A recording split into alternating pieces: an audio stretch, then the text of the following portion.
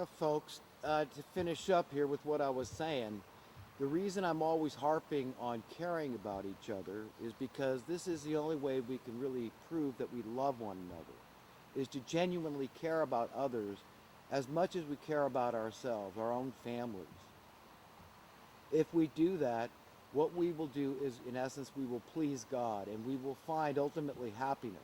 We are on the right path in life to be deemed worthy, deserving of inheriting a better world because we have shown and proven that we cared, not just by our words, but by our deeds. It's got to be something that we hold in our hearts, that we really understand.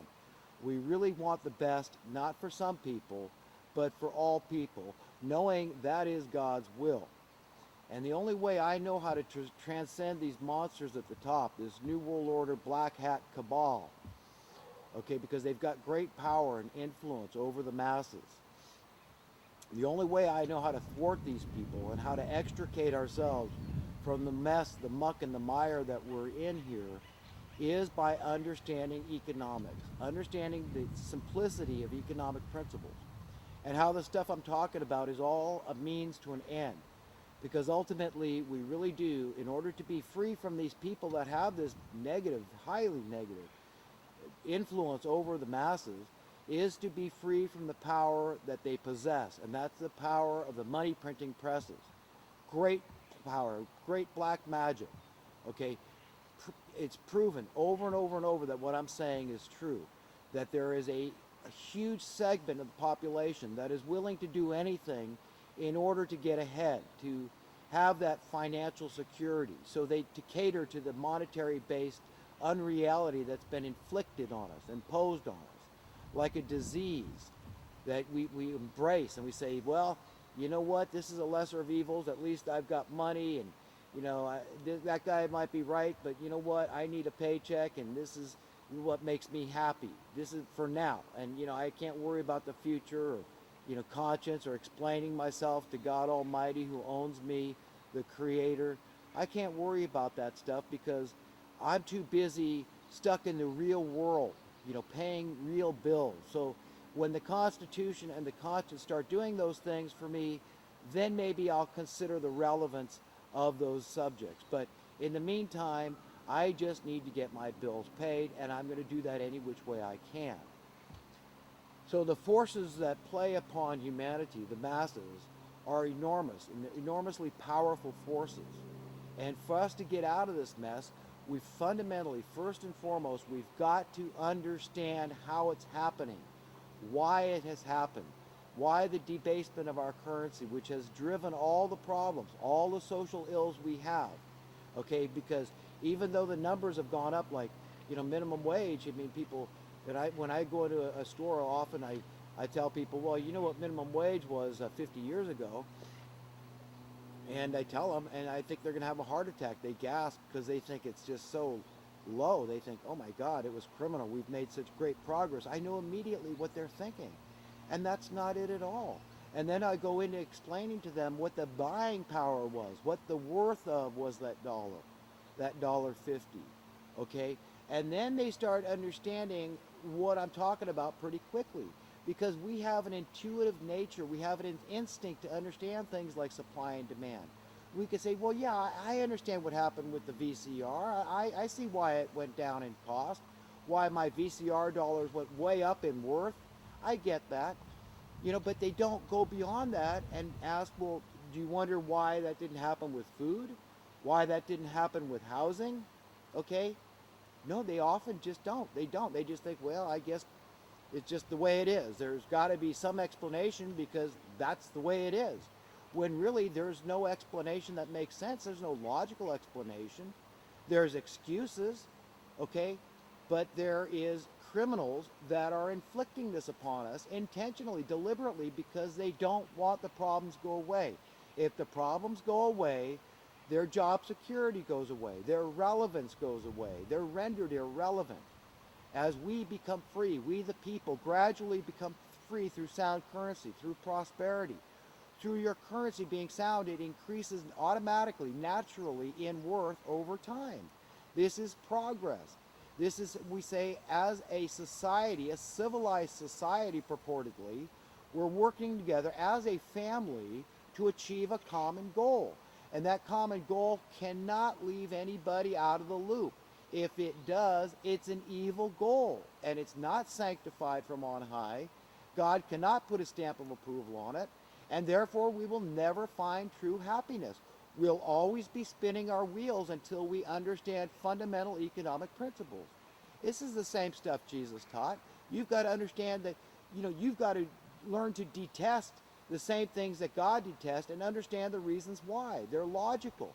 He sees the wreckage that is inflicted upon humanity through oppression, financial oppression. This is how they get away with all the tyranny. This is how they hire minion and lackey tyrants out there that peddle their conscience for a few bucks because they've got the power of the purse strings. This is it. This is how it's all happening to us. So God finds that detestable, a detestable reality, an unreality, a perverted reality. This is how they're extracting their pound of flesh. They are, getting their pseudo reverence, their perverted form of reverence from the people through fear, intimidation. And I hate it. I can't stand it. I want to expose it every time I get a chance. But the main thing is that I try to get across to people, even one person. I know I've got a very low listenership. It doesn't matter because it spreads like a good thing. I mean, if the truth is truth, it has the ring of truth. And the things that I'm saying, I know are true, okay? Because I'm not making them up. But this is well researched, and I'm turning to God for the greatest wisdom. I go to the Bible, the teachings of Jesus and the prophets. All this stuff is valid and real. We've got to get off the money. Got to get off the concept that we need this concentrated wealth. We don't need it, okay? If we just shared the existing wealth on the planet, there's more than enough for everybody. And people will say, automatically, they'll say, well, wait a minute, people, they'll just get lazy. They won't serve. I mean, if everybody gets everything for free, that's not the reality. That's the reality they want you to believe, you see, because you've been trained. You've been brought up, indoctrinated, inculcated, conditioned to believe these things. They want you to think that. That's not true. That's unnatural. It's not natural for a man to sit around and wanting to be lazy and self-serving, okay? It's just not what he does. He wants to use his talents that God gave him. He wants to explore doing this thing or that thing or the next thing. He wants, whatever it is, we love working together and developing stuff and building stuff and doing stuff together as children of God, God's kids playing on his green earth, using the brain he gave us, appreciating it, and making all the technology, the automobiles, the jet planes, the yachts, the trinkets. All this stuff is very natural offshoot of being made in the image and likeness of God. We're inventive. We're imaginative. We're creative like God, like it's written. We're created in his image and likeness. So the greatest fear these people have is the masses getting basic economic understanding and start asking questions, saying, why is the price of this going up? How is that a good thing? Explain this to me. And well, the media will say, for example, let's say you ask the mainstream media, why are you guys always peddling this idea that high housing prices are good? They'll say, well, duh, stupid, because the higher the property taxes are, the more revenue goes to the government, and then the more services they can provide. Duh, that's what they'll tell a guy like me. And I'll say, there you go again, chasing numbers. But do you ever ask what the net effect is? You raise the numbers, people have less money to spend, like Obamacare. All these poor people that were expected, I think they're getting docked close to $1,000 for a single person, penalized with Obamacare. Poor people working a minimum wage job, really looking forward to that money to pay a couple of bills or take a little mini vacation. Whatever the case may be, that money that's worth a lot. $1,000 to a poor person is a lot of money. The registration on their vehicle, the insurance on their vehicle, maybe a semi-major auto repair, whatever it is. Look, they need the money, but it's being taken. Just take it out of their paycheck, okay, as a penalty. Well, you don't have Obamacare, you know what? I mean, we're just going to dock your pay. And this is going on all over the place. You wonder how the poor stay poor, how they can't keep getting kicked back down the ladder, why there's a third world status being ushered into America, why we're losing the working class, the middle class. because we're just getting divided the way that the elitists want us divided. The aristocrats, these evil money masters, they don't care. They just want, we want these people, a few select people, to be uber wealthy, and it's just going to be social Darwinian economics all the way. We'll just whittle away as best we can at the others and keep trying to push them down the ladder, because there's not room up here for all of us. We can't all be money masters in control of the money printing press. So, you know, we just got to keep knocking these people down with unsound currency, just keep whittling away at fractions of percentage points here, the worth of the dollar. We could go on like this for forever. You know, I have no confidence that you know, we're really going to change this thing, okay, unless we understand it. Okay, that's it. People, I don't hear enough of it. I don't hear Donald Trump talking about it. I don't hear Bernie Sanders talking about it. I don't hear Hillary Clinton talking about it. I don't hear Obama talking about it. I don't hear any of the prospective candidates for president of the United States that really understand the issue here, sound currency. And if the vast majority of people aren't insisting, their constituency aren't insisting that they bring this up as a, you know, this is a core issue. This is the root of all our problems. All of our problems, folks, all of them. Just like Jesus said, what is the root of all evil? The love of money. Well, these people love it so much that they're willing to do anything to hoard it, you know, make our lives miserable, the regular people's lives miserable, by just, you know, more and more and more. They're insatiable. So that, you know, all the money exists. There's plenty of currency printed enough to satisfy the world's need, but it's out of circulation. It's not flowing.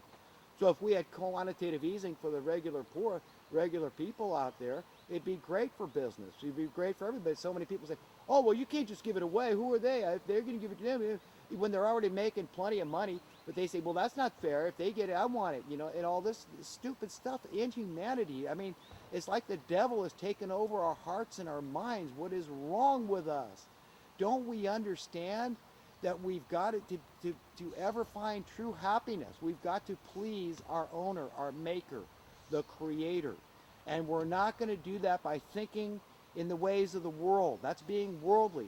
That's not only being stuck in this crap hole of a world, of this unreality, that's being like it, being of it, okay? That's what happens here, is we become of it, and we're just another devilish, you know, dung to be piled into the compost heap, to be thrown away.